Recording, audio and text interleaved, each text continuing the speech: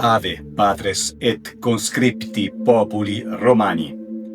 Salutationes, calide et amplexus magnus omnibus vobis historiae Romane, admiratoribus profundissimis. Ogliem parudinero, mas no como uma ferramenta, mas como Deus. E se há homem na antiguidade, apenas que serviu e dominou esse Deus, esse homem é Marco Licínio Crasso. É difícil, se não impossível, concentrar a trajetória de personagem dessa magnitude em vídeo curto. Por isso, peço sua paciência. A duração desta narrativa não será tão breve assim. É quase como pretender narrar a vida de Júlio César, de Augusto, de Traiano ou de Constantino em meros 15-20 minutos. Com Crasso, a complexidade é a mesma. Na história romana, em um mundo de espadas, ele foi personagem único, fora do comum, acima da média, titã das finanças e feroz general. Preparem-se para viajar no tempo, até uma Roma onde o ouro podia comprar muita coisa, mas não a própria sobrevivência. Ele tinha tanto ouro que se tentasse carregá-lo numa dúzia de bigas, as próprias bigas seriam esmagadas, uma por uma. Ele precisaria de exército inteiro, apenas para empurrá-lo. Fontes dos Estados Unidos, como revistas de negócios ou artigos acadêmicos, Forbes, por exemplo, revistas que geralmente buscam quantificar a riqueza em dólares modernos de vários personagens históricos, afirmaram tempo atrás que o patrimônio total acumulado por Crasso durante a sua vida ficaria entre 170 a 200 bilhões de dólares, ou seja, ao câmbio de hoje, 1 trilhão de reais. Portanto, Crasso era, sem dúvida e absolutamente, o homem mais rico que Roma já viu. Estima-se que ele mantivesse mais de 500 escravos especializados, além de milhares de outras pessoas, para trabalhos braçais. Ele via o ser humano não apenas como propriedade, mas como investimento de capital. Mas, atenção, o historiador, eu, nesse caso, não em tudo, mas em algumas histórias sim, deve ser também profeta do passado, além de narrador. E a história de Crasso é, acima de tudo, presságio. O que quero dizer é que o historiador não pode apenas relatar o que passou. Isso seria pouco. O nosso verdadeiro desafio é ter a paciência e a sensibilidade de enxergar como os eventos se tornavam inevitáveis.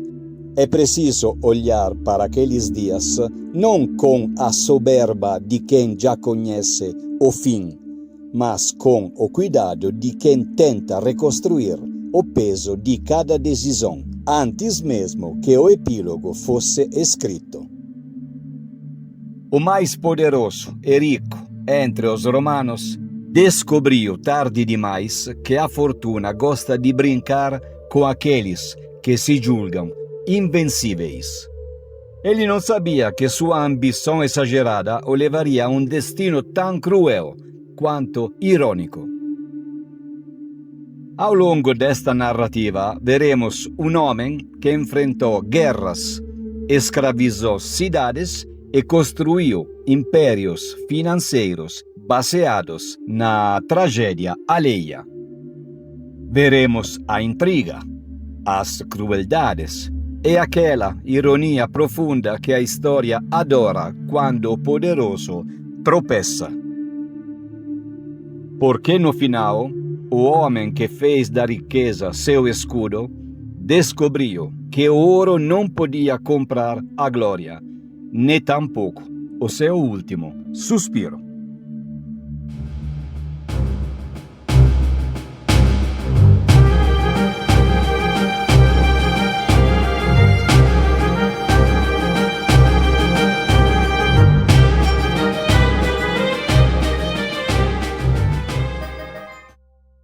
Marco Licínio Crasso nasceu no 115 a.C., uma data geralmente aceita pelos historiadores, embora algumas fontes apontem para o 114 a.C.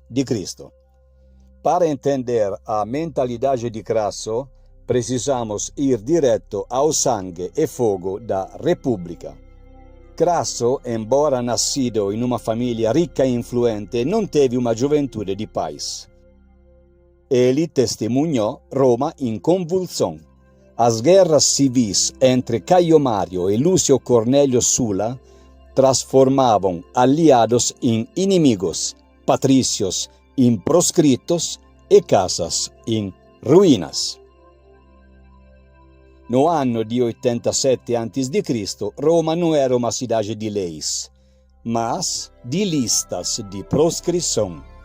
Enquanto o cônsul legítimo Sulla estava no Oriente, combatendo Mitridates, os seus rivais Caio Mário e Lúcio Cornélio Cinna tomaram a cidade à força. O que se seguiu foi uma limpeza política brutal. E a família de Crasso estava no top da lista dos condenados. O pai de Crasso, Públio Licínio Crasso, que foi cônsul e censor, e seu irmão mais velho foram caçados e mortos pelos partidários de Caio Mário. O jovem Crasso, vendo o sangue de seus parentes correr pelas ruas de Roma, compreendeu que permanecer na Península Itálica era uma sentença de morte imediata. Crasso era jovem, mas já possuía a astúcia que o tornaria famoso, e sua primeira lição de poder veio da fuga. Para evitar as proscrições, ele se tornou, portanto, um fugitivo. Mas não fugiu para qualquer lugar. Ele escolheu a Espanha ulterior, onde seu pai havia servido como governador anos antes e onde a família ainda mantinha clientes e laços de lealdade. Ao chegar, ele percebeu que o governador da província também era um aliado de Mário. Incapaz de se apresentar abertamente, ele se refugiou em uma propriedade de um amigo da família chamado Vibius Passiacus. Crasso passou, no começo, cerca de 8 meses escondido em uma caverna à beira-mar, perto da atual Málaga. Segundo Plutarco, era o refúgio natural com fontes de água doce e luz suficiente, onde ele viveu na mais absoluta clandestinidade. Imagine a cena. Um jovem aristocrata romano acostumado ao luxo do Palatino, agora dependente da discrição de um único homem. Passiacus, para não levantar suspeitas, ordenava que seu cozinheiro deixasse provisões diariamente perto de uma rocha, sem nunca revelar ao empregado para quem era aquela comida. Passiacus sabia muito bem que Crasso não era apenas um simples fugitivo. Ele era um sobrevivente que observava de longe o mundo ser repartido entre generais e esperando o momento certo para voltar na capital da República. Exilado na Espanha, o jovem Crasso aguardava sua chance, estudando os antigos pergaminhos. Este período de isolamento em solo ibérico, e que durou no total 4 anos, foi fundamental para moldar o caráter de Crasso e também para acumular seus primeiros ganhos financeiros. Quando se namorou e a balança do poder começou a pender novamente para Sula, Crasso emergiu de sua caverna, reuniu um exército particular de 2.500 homens na Espanha e partiu para a África e, depois, para a Itália, para reclamar o seu lugar na história. A única coisa que sobreviveu em Roma ao caos da Guerra Civil era a liquidez total de todos os bens confiscados. Quando Sula publicou as listas de proscrições, nomes de cidadãos que poderiam ser mortos por qualquer um, tendo seus bens confiscados pelo Estado, o mercado imobiliário de Roma colapsou. Uma mansão magnífica no Monte Palatino, valendo milhões de sestércios, era colocada em leilão por Sula. Como quase ninguém tinha coragem ou dinheiro disponível no meio do terror, Crasso aparecia com suas bolsas de ouro. Ele comprava essas propriedades por uma fração mínima do valor real. Ter liquidez no momento em que todos os outros tinham apenas bens congelados, o medo era o segredo da sua ascensão. Enquanto outros se matavam por honras, títulos e vingança, Crasso fazia o impensável. Ele investia nas cinzas de Roma, literalmente. As oportunidades surgiam a todo momento. Casas queimadas, ruas destruídas, propriedades confiscadas a preço de saldo.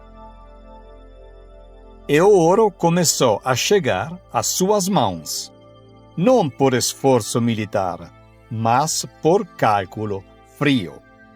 Era como se a própria fortuna, talvez cansada de esperar por generais heróicos, tivesse decidido depositar sua confiança em um comerciante astuto que via em cada tragédia uma oportunidade de negócio. Mas, mesmo nesse início de fortuna, o historiador sente um pressentimento sutil. Cada risco, cada escolha audaciosa de Crasso parecia murmurar que a ambição, essa força insaciável, o conduziria um dia a perigos que nem todo o ouro do mundo poderia evitar. Pequenas premonições de um destino cruel estavam plantadas, como advertências que ele ignorava, com a confiança de quem se sente invencível.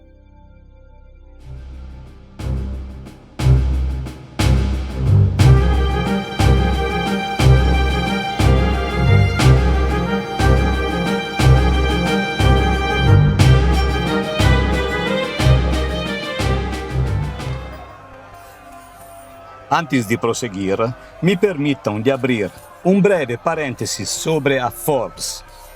Assim como provavelmente alguém de vocês, nós também fomos tomados pela curiosidade. Como uma revista moderna consegue auditar a fortuna de um homem que viveu há 21 séculos? Não ficamos apenas na dúvida.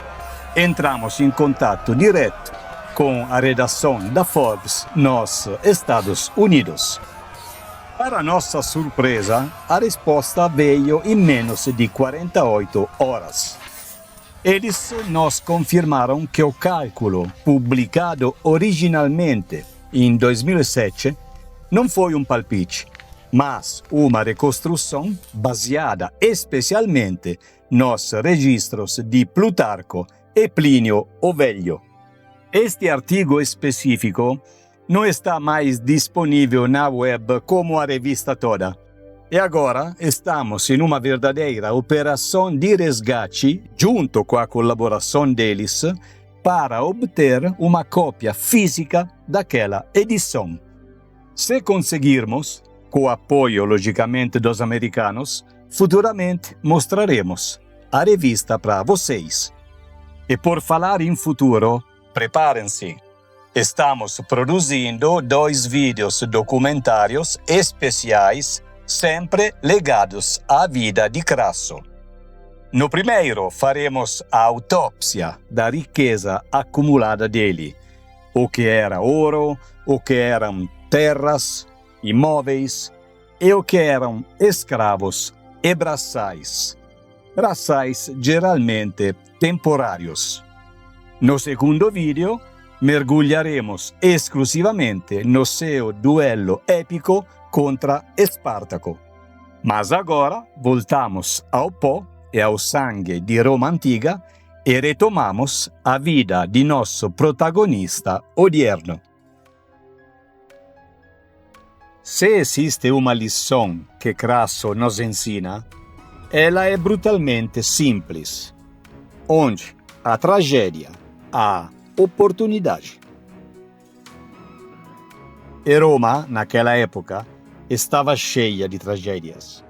Pensem no grande incêndio de 64 a.C.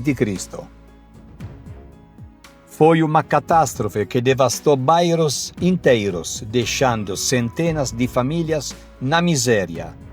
Mas Crasso viu nisso o equivalente a uma liquidação de Verón. Sua genialidade era um monopólio. Ele possuía uma brigada particular de escravos, mestres de obras e, crucialmente, bombeiros. Quando o fogo irrompia, Crasso chegava pessoalmente, não para ajudar, mas para negociar. Que seja registrado. Mais riquezas para Roma, mais poder para mim.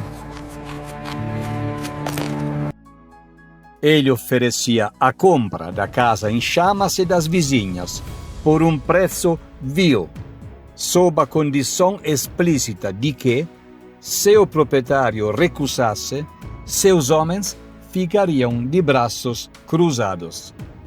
E aquele proprietário iria perder até o pouco que Crasso estava oferecendo.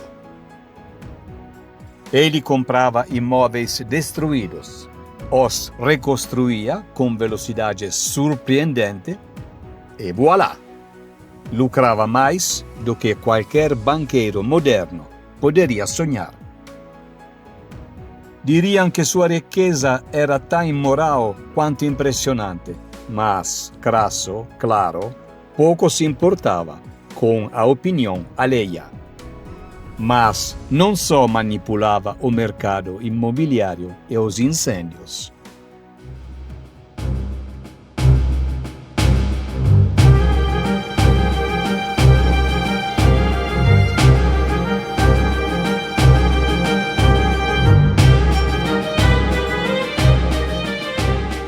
Se você gosta do meu trabalho e quer que esta história chegue a mais curiosos, eu peço gentilmente o seu apoio.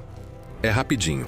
Um like, um comentário ou um simples grato já é o suficiente se você estiver apressado.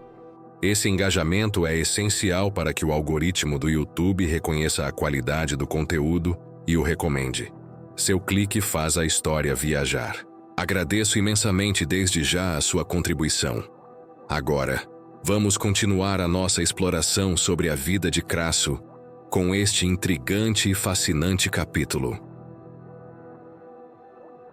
Sua ambição se estendia a todas as esferas, e ele não hesitava em arriscar a própria reputação e a vida para expandir seus domínios. Há um episódio particularmente revelador de sua vida pessoal. Em Roma, as virgens vestais eram sacerdotisas, intocáveis guardiãs do fogo sagrado da cidade, dedicado à deusa Vesta. A castidade delas era absoluta. Qualquer violação, a menor que seja para essa regra, era um crime de impiedade punível com a morte mais terrível. Crasso, em sua audácia, foi acusado de ter um caso com uma dessas vestais, uma mulher chamada Licínia, e quem denunciou foi um homem de nome Plócio. O motivo da suspeita foi a presença costante e quase obsessiva di Crasso ao redor di Licínia. Ele a visitava in sua villa privada nos subúrbios de Roma com uma frequência que a sociedade considerava íntima demais para uma sacerdotisa virgem. Aos olhos do povo e dos inimigos políticos, aquele comportamento só podia significar uma coisa: um caso amoroso proibido, o crime de incestum. Imagine o cenário. Estamos no coração de Roma. O sol castiga as pedras do fórum e a multidão se acotovela. Há um silêncio tenso, mas também um murmúrio de escárnio. No centro, Licínia. Ela não é uma mulher qualquer. Ela é uma virgem vestal, o para-raios espiritual da República. Se ela pecou, se ela rompeu o voto de castidade, Roma está em perigo. Os deuses retirarão sua proteção e a cidade poderá arder. O castigo? Ser enterrada viva em uma câmara subterrânea com um pedaço de pão e uma lâmpada até que o ar acabe.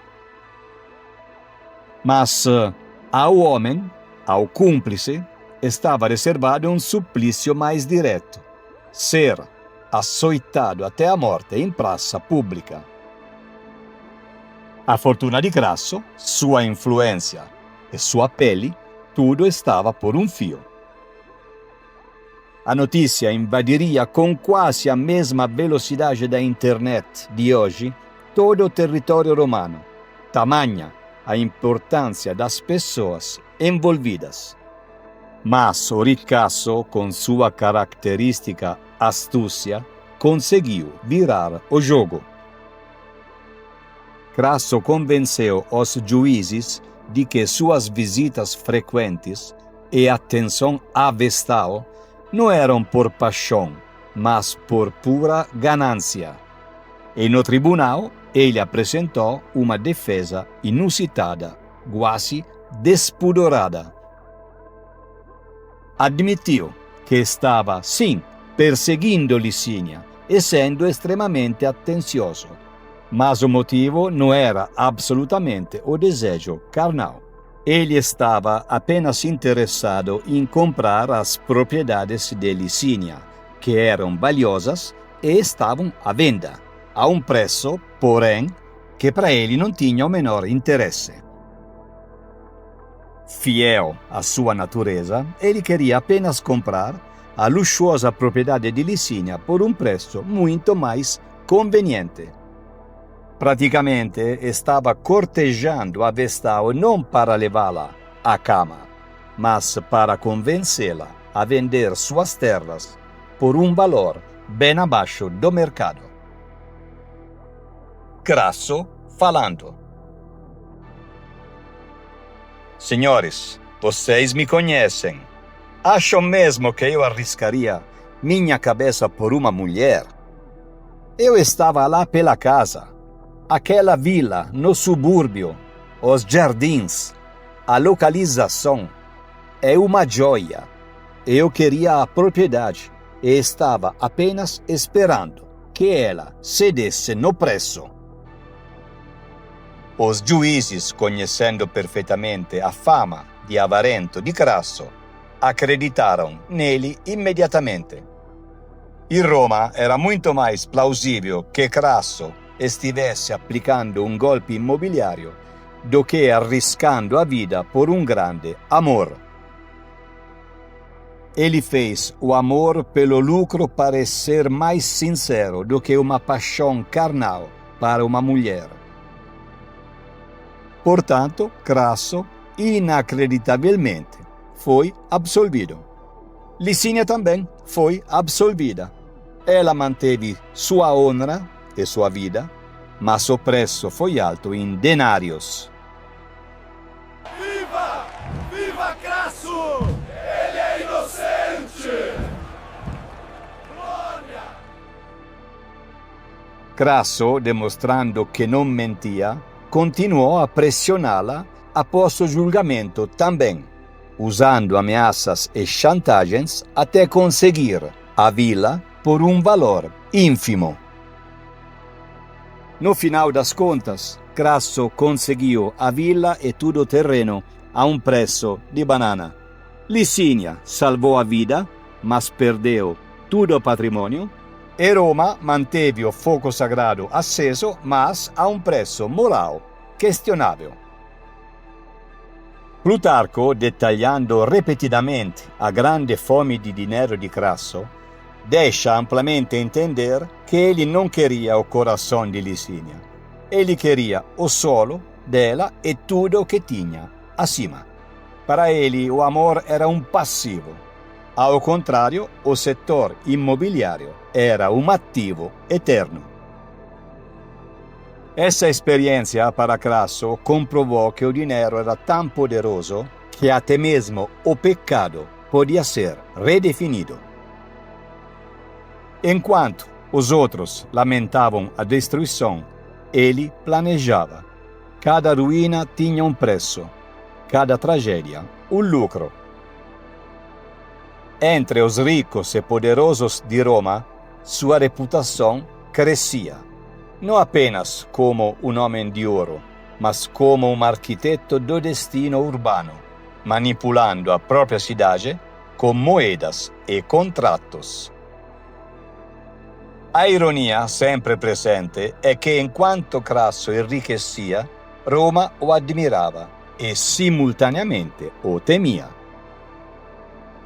Mas a ironia se aprofunda também. Quanto mais ouro acumulava, mais pobre se tornava em prudência.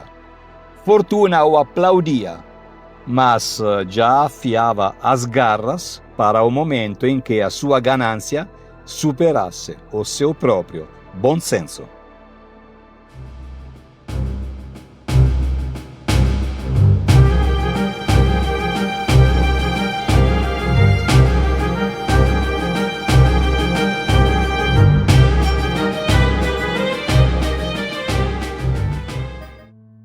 Enquanto Crasso consolidava sua fortuna, Roma enfrentava uma crise que ameaçava sua própria estabilidade. A revolta dos escravos, liderada pelo gladiador Espartaco. Para alguns, era um conflito de homens contra o poder. Para outros, era, inegavelmente, a oportunidade perfeita para um general ávido comprar o prestígio que o dinheiro ainda não lhe dera.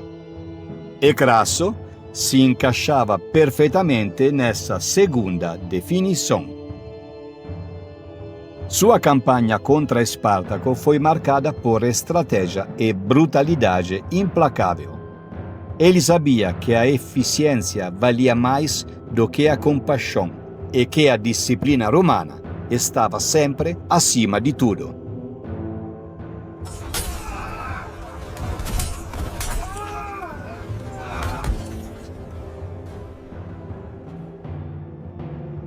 Os campos de batalha viraram lições de história e medo. Quando suas legiões falharam, Crasso restaurou a ordem aplicando a dizimação, a decimatio, executando 1 em cada 10 homens, para que Roma jamais esquecesse o preço da covardia. Para quem não assistiu ao vídeo da decimatio, deixo o link em descrição. Crasso queria não apenas vencer, ele queria vencer de maneira definitiva e terrível, vencer de uma maneira que Roma jamais esquecesse. E conseguiu. O general mandou crucificar 6.000 escravos ao longo da Via Appia, di Capua, a Roma. Um espetáculo de disciplina e terror que fez até o Senado engolir seco. Nada como um pouco de horror público para restaurar a ordem, não é mesmo? Crasso voltou triunfante a Roma, adornado em glória e, claro, famosamente temido e admirado ao mesmo tempo. Mas essa vitória, tão cruel quanto eficaz, plantou uma semente de ironia. A guerra mostrou a Crasso que nem toda habilidade, nem mesmo todo o ouro, poderia garantir controle absoluto sobre o destino. Ao final, Espartaco foi derrotado, mas a lembrança de sua coragem permaneceu, como se dissesse a Crasso: o ouro compra muito, mas não compra a lealdade ou o espírito de liberdade. A vitória trazia glória, mas também a recordação de que o futuro poderia ser cruel e implacável. Ele provou ser implacável, e o destino adora desafiar os implacáveis.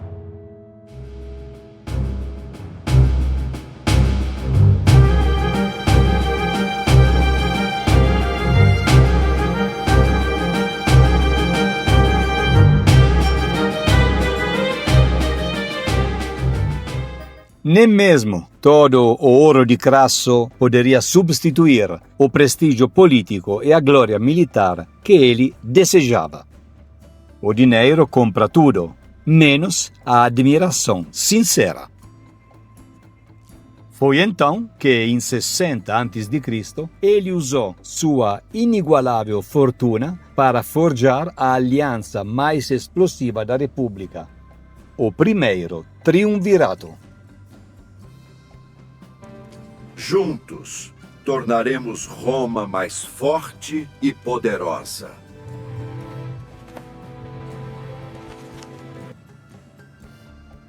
Três homens, três ambições diferentes, unidos por um pacto tão estável quanto o solo de Roma em chamas. César tinha carisma, Pompeu fama militar, e Crasso? Ele tinha ouro, muito ouro, ouro suficiente para comprar tudo, menos a admiração. Mas vamos em ordem e pensem nas figuras. Cneo Pompeu Magno, o Grande, o favorito popular, uma lenda viva, um general que conquistou vitórias na África, na Espanha e consolidou o Oriente. Era próximo da aristocracia senatorial e também uma figura militar do mais alto calibre.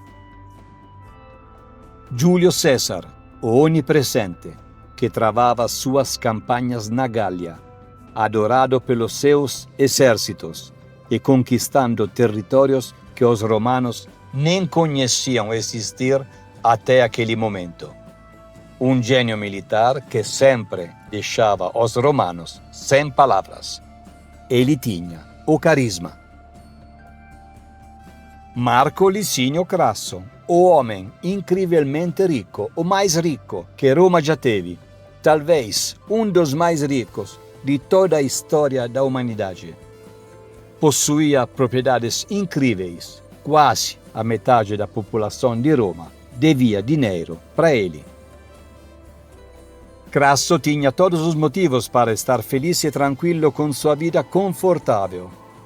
No entanto, ele estava profundamente insatisfeito e se julgava pobre em reconhecimentos. Ele havia participado de batalhas, mas a glória militar sempre lhe escapava. Lembrem-se da revolta de Espartaco. Crasso o perseguiu por toda a Itália e foi, praticamente, quem o derrotou. Mas Pompeu chegou bem a tempo de eliminar os últimos focos de resistência. E o Senado lhe deu o crédito, celebrando para ele um grande triunfo. A Crasso coube apenas uma simples ovação, um sinal de estima, mas absolutamente incomparável aos triunfos de seus colegas. Crasso descobriu que o dinheiro não conseguia comprar o prestígio completo. Sua posição era ambígua, invejado, mas jamais verdadeiramente igual aos dois colegas generais. O destino parecia cutucá-lo e provocá-lo em continuação. O poder e o respeito que ele tanto buscava estavam sempre a um banquete de distância, uma marcha militar de diferença, um olhar de desprezo além. Ele queria o mesmo brilho que César e Pompeu tinham, e isso se tornou uma obsessão para ele. Então Crasso decidiu. Para entrar no Olimpo dos grandes generais romanos, ele precisava de uma grande missão militar. E a escolha recaiu sobre o Oriente, contra os partas. E por quê?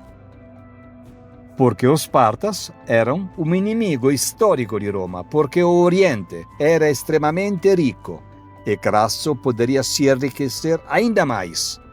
E porque ele queria comemorar os feitos de Alexandre o Grande. Roma é magnífica, mas a verdadeira glória está no leste. A Pártia será minha. Eu terei meu triunfo. As conquistas no Oriente eram fabulosas, e por isso Crasso decidiu conquistar a distante Pártia.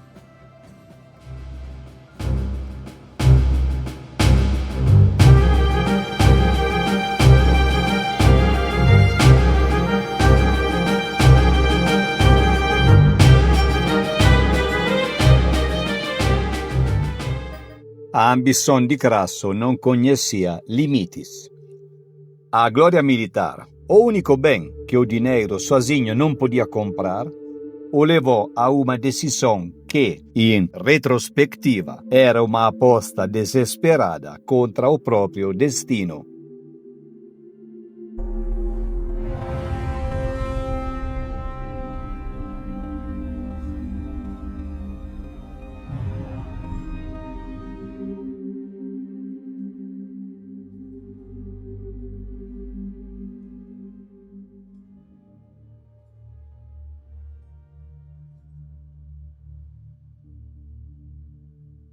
Desejoso de conquistar o prestígio que faltava, ele lançou-se na campanha contra a Pártia, o Império Oriental, ricchissimo e exótico território que hoje corresponde aproximadamente ao Iraque moderno e parte do Irã.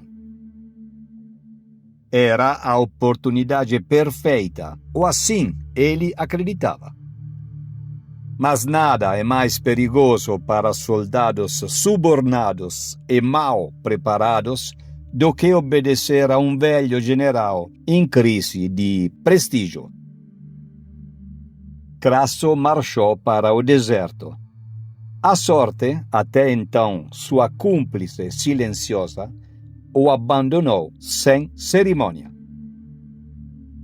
No 53 a.C., a Batalha de Carre, hoje a cidade de Harran, na Turquia, se tornou uma trágica derrota romana, mas da batalha em si nós falaremos em outro vídeo futuramente, porque pertence às etapas fundamentais de toda a história de Roma. Os partos, mestres da cavalaria e arqueiros a cavalo, cercaram e massacraram as legiões romanas, e a batalha se tornou rapidamente um desastre, uma autêntica dizimação romana. O homem mais rico de Roma percebeu tarde demais que que nem todo investimento traz retorno. Crasso viu sua força esmagada não apenas por inimigos superiores em tática, mas também por sua própria arrogância e sede de reconhecimento. Então veio a parte mais macabra, o que muitos contam como o fim mais cruel e irônico de um general romano.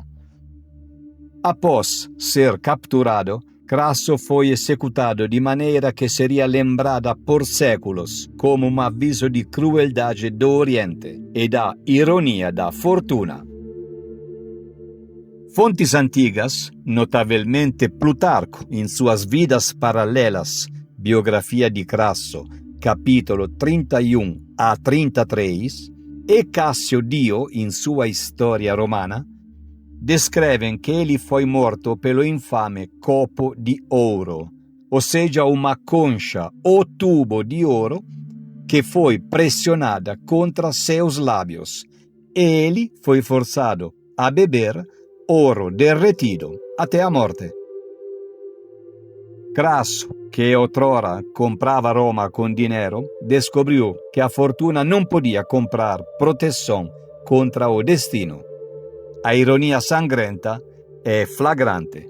O ouro, que deu tanto poder e prestígio a Crasso, agora lhe queimava por dentro. Ele queria conquistar a glória militar, mas recebeu em troca a lição de que ambição sem prudência é mortal, literalmente. Algumas versões dizem que a morte não foi instantânea, mas prolongada, dolorosa e humilhante. Um castigo digno da sua ambição desmedida.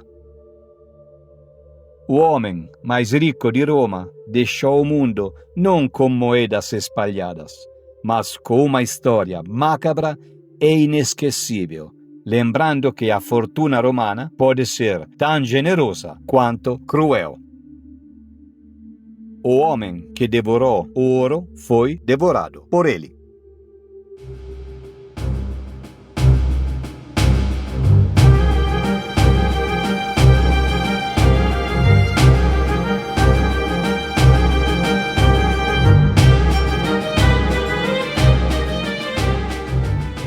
As fontes históricas não são totalmente unânimes sobre a distribuição exata do dinheiro, de cada pedaço de terra, dos imóveis e dos escravos. Mas o consenso geral entre os historiadores aponta para 3 caminhos principais. Primeiro, o saque imediato e o tesouro pessoal. O segundo, a herança familiar, com liquidação dos herdeiros. E o terceiro, o impacto político e as apropriações indiretas. Vamos ver, então, agora, as 3 direções de toda a fortuna de Crasso. Crasso não foi apenas derrotado. Ele foi, de certa forma, saqueado pelos partas, o inimigo externo. Grande parte do dinheiro que ele levou para financiar a campanha na Pártia, e que era vasto, visto que Crasso nunca fazia nada em pequena escala, foi perdido para o tesouro parta após a Batalha de Carre.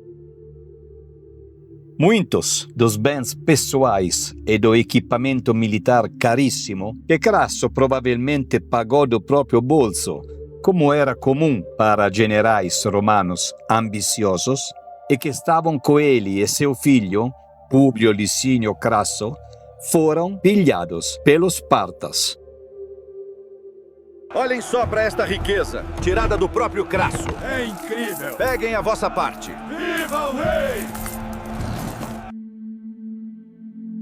No caso da herança familiar, ou seja, do segundo destino dos bens, sobre o que restou dos imensos bens imóveis e das dívidas a receber que Crasso ainda possuía em Roma, que, como vimos, eram a maior parte de sua fortuna, foi para seus herdeiros.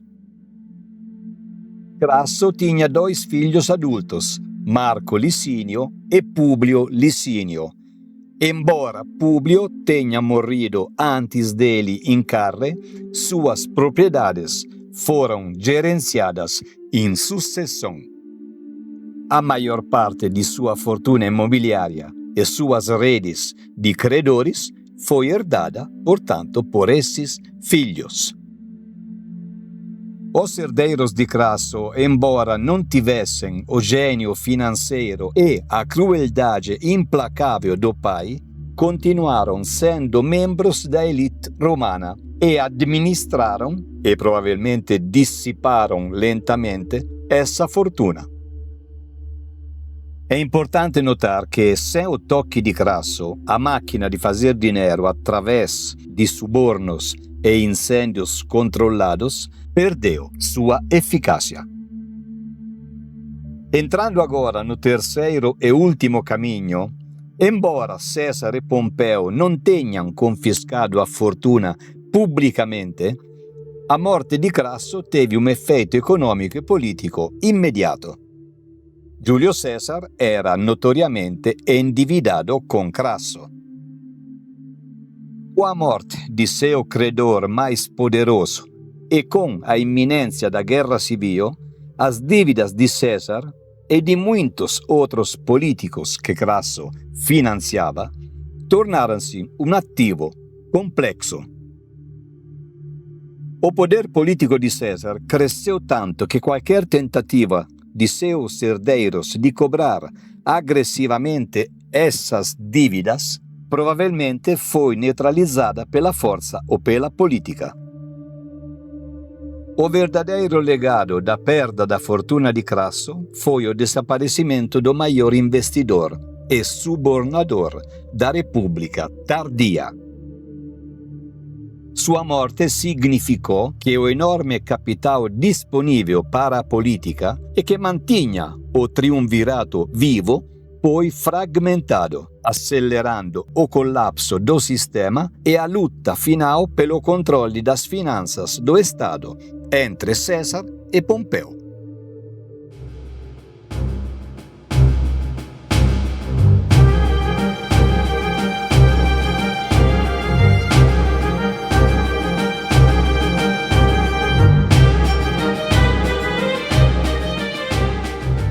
Com o poder que ele tinha e a vastidão da riqueza de Crasso, é natural imaginar que ele fosse um conquistador.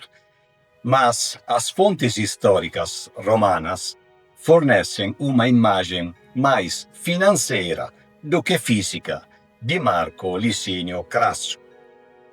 Neste específico capítulo, o retrato histórico de Crasso, que era previsto há meses incorporá-lo no vídeo, vou inserir também uma pergunta que recebi algumas semanas atrás de uma seguidora, ou alguns dias atrás, agora não lembro direito.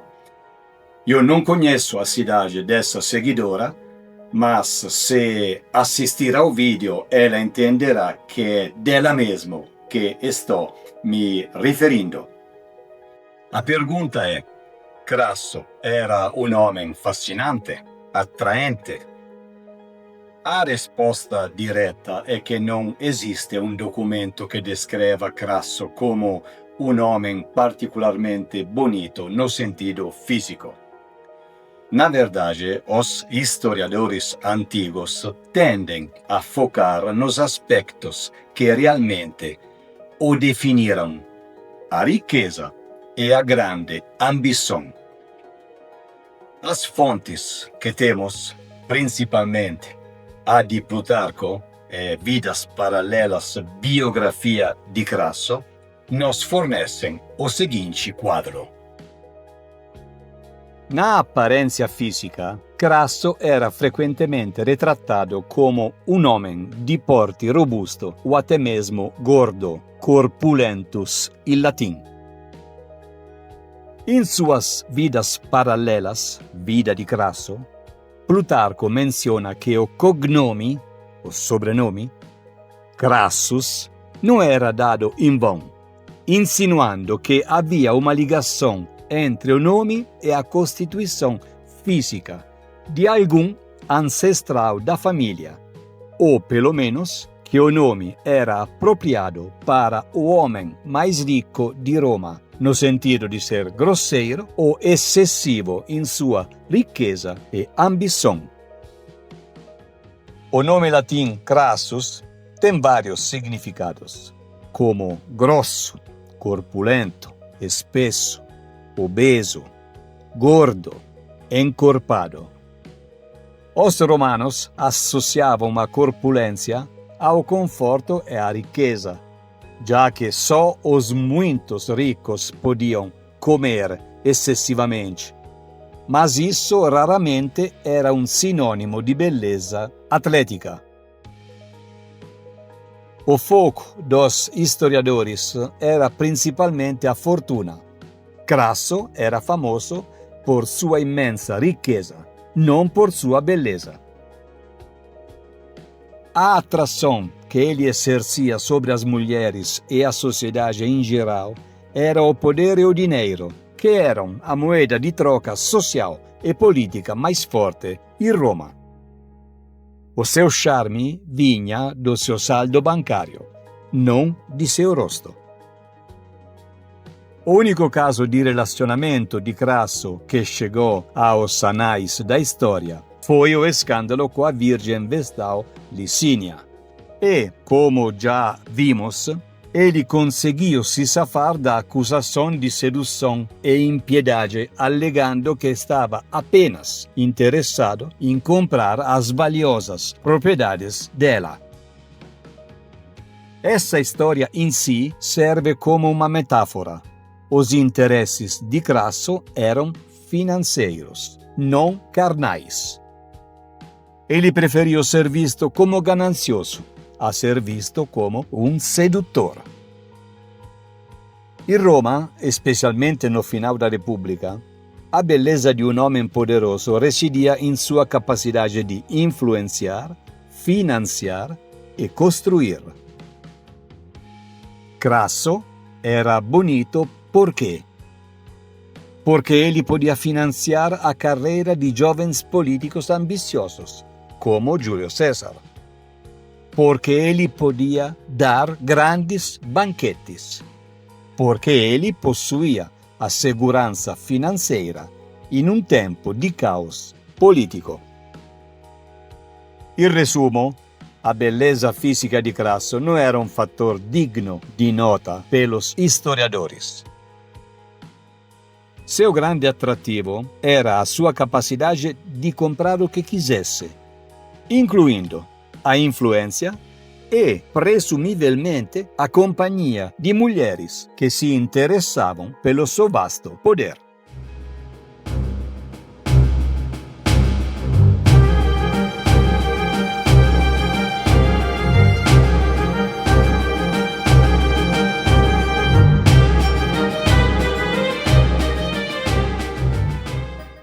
Marco Licínio Crasso morreu, mas sua história permaneceu. E o seu legado foi, paradoxalmente, a destruição de tudo o que ele havia ajudado a construir. Crasso era o pilar financeiro do primeiro triunvirato. Seu ouro era o cimento que mantinha unidas as ambições de César e Pompeu. Com a notícia de sua derrota e morte em Carre, esse cimento secou e o triunvirato colapsou. Sua morte foi a ferida aberta que desestabilizou a República Romana. Não havia mais mediador. Não havia mais o banqueiro neutro para apaziguar a crescente rivalidade entre os dois generais remanescentes. A ambição de Crasso, ao buscar a glória no deserto, deixou o palco livre para que a tensão entre César e Pompeu explodisse na inevitável guerra civil. Sua inveja ameaça a República, Gneos. As legiões são minhas. Sua ambição ameaça Roma. Renuncie ao seu comando, Gaius, ou me enfrente. A tragédia pessoal de Crasso, assim, tornou-se o prelúdio do fim da República. Um homem que navegou entre fortuna, ambição e poder, descobriu com ironia trágica que o dinheiro compra muito, mas jamais compra o destino. Roma seguiu seu curso, indiferente à sua queda individual. E a memória de Crasso tornou-se um aviso eterno para todos os poderosos de ontem e de hoje. Aqueles que acreditam que ganhar poder e vencer o destino é suficiente apenas com ouro e astúcia. Ao refletirmos sobre sua vida, vemos não apenas o brilho da riqueza e da audácia, mas também a fragilidade do orgulho humano diante da história. A ambição, quando não equilibrada pela prudência e pela sorte, pode transformar o homem mais poderoso em apenas mais uma nota de rodapé na memória de Roma, na memória da história. O homem que poderia ter sido a fundação de Roma se tornou, ironicamente, o detonador de sua derradeira guerra civil. Marco Licínio Crasso foi devorado pela sua ganância. Uma tragédia da República tardia, quase em período imperial. Essa intensa e trágica história romana acabou. No próximo vídeo teremos mais um exemplo de que os perigos para Roma não eram feitos apenas de ambições internas. Deixemos o luxo e a riqueza do século I a.C. e voltaremos 4 séculos no tempo. A juventude da República, na sua simplicidade e ao seu terror. Dessa vez, a ameaça não vinha de um inimigo oriental, mas de um inimigo que quebrou a espinha dorsal de Roma em sua própria terra. Reviveremos a fundação do pânico romano, o dia em que o exército de Roma se desfez em colapso total. Um evento para sempre conhecido como a vergonha de Roma. A Battaglia do Rio Alia, in 18 di giugno di 390 a.C. Inscreva-se no canal, ative o sininho. Vejo você nesse trágico embate que antecipou a invasão de Breno e seu exército gaulês em Roma. Fique em paz. A gente se vê no Rio Alia e ad maior sempre.